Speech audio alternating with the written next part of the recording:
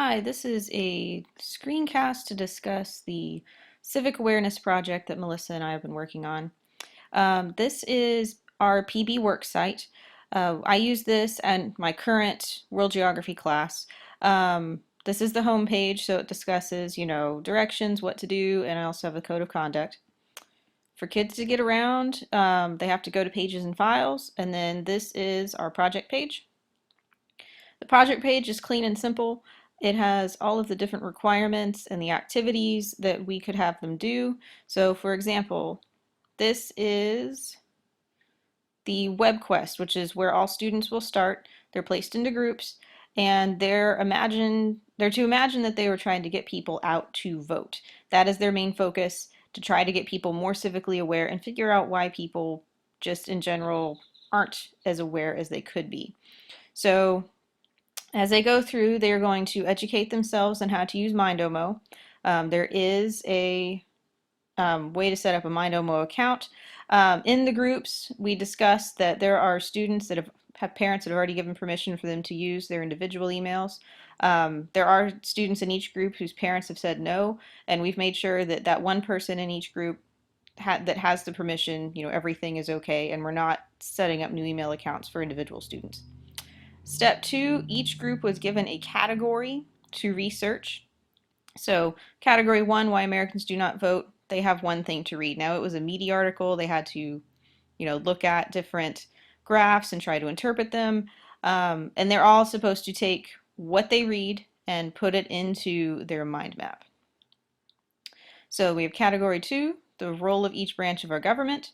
So they can explain why, like how each branch works. So maybe some of the reasons that we're a little bit apathetic is that people don't understand how the government works. Checks and balances for each branch, so how each branch functions together, and how to petition the government, so how to become a better citizen. So there's two parts of this project. Part 1 is figuring out how your government works, and part 2 is why people don't vote and how they could petition if they wanted to. Now, each category, it revolves around an essential question, and that's highlighted in bold underneath each category. So we discussed in class before they started, hey, this is really what you need to focus on in your research. Now, step 3, they were to use their information from their mind map to create a flip book, and I'll take you back to that in just a second. And in the evaluation, this is our project rubric.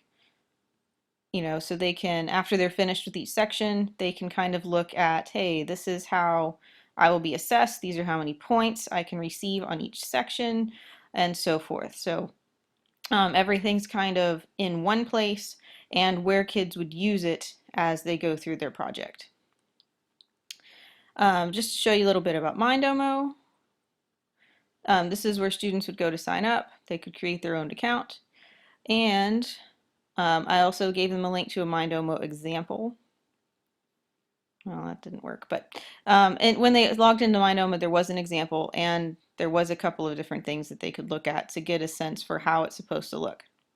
Now, before they started their flipbook activity, we had them do the go strategy. And this was meant to be really simple. They needed to do their research. They needed to go through and say, all right, what are the major aims of the project? They need to both look at their essential questions they were given and determine, okay, what can a fourth grader handle understanding? Because we were presenting this to the fourth grade class, trying to get them to be more excited about things that were going on, especially since it was an election year when we did this a couple weeks ago. Set the goals for the project. What's the point of your presentation?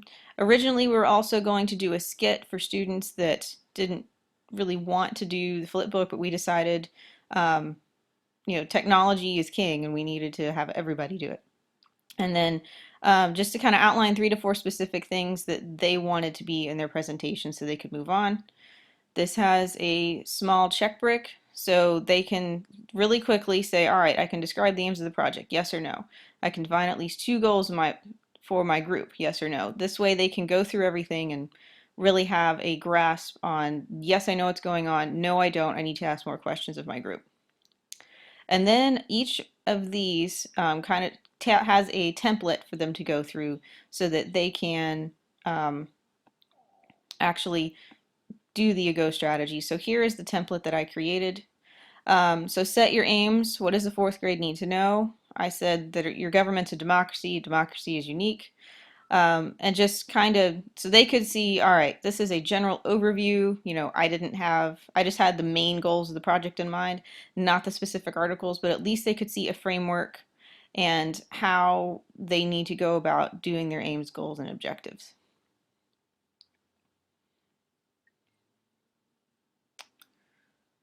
So back to this. All right, so the flipbook activity. We're using a program called Flip Snack, and this is Melissa's in. So she kind of just created a really simple worksheet, kind of how we've been running this whole thing. So you create a digital flipbook to present to the fourth grade. They go to Flip Snack. She had them watch a how-to video before opening this. So everyone in the lab had to sit down in front of their computers, watch how to do this, and basically took them step by step on how to make the flipbook. So what they did was they took the information from their mind map and could put it into a flipbook when they were finished. Unfortunately, I don't have any of the finished flipbooks on hand, but they ended up being pretty cool. And then finally, as our culminating activity, to see, all right, you've done all this, you've educated people on how to be a good citizen. Now, can you show that you, in fact, are a good citizen? They are to compose a formal letter to a congressman, either a state level congressman or a federal one, on a current event topic of their choice. It can be anything from fixing the potholes, in various cities to, we need to have a cleaner environment. So I've broken it down into, here's your formal letter elements. Okay, you need to have all of these parts. Your body, I divided it up into 3 paragraphs. So, a greeting while you're writing, the type of legislation you're interested in seeing, so what kind of change they want, and then thanking them for their time, and a closing. I've also included how to brainstorm when you write about the letter, a link to what a business letter actually looks like. So, for example, this is just kind of a really skeleton format, but they can actually see, all right, everything needs to be left aligned, everything needs to follow the spacing that's shown, and so forth. All right, and finally, I like to use graphic organizers when I teach them how to write. So this is something that they have seen before, but using what we call a T-chart, okay, to formulate their topic sentence. So what is the focus? Support for their topic sentence, they need to have at least 3 points. I require them to have at least 3 so that if one of them is not quite so strong, they at least have 2 strong ones, and for each point, they have to have some kind of backup. So I think we should have a cleaner environment. This keeps our streams and rivers clean. This helps to keep the pollution levels down, and they need to have something concrete. So keep the pollution levels down. You need to have cleaner air and have less particulates in the air. Something that's not so much opinion. It's actually rooted in something, and then a conclusion sentence. So this is our project for the civic awareness, and these are pretty much all of our components, and thank you for listening.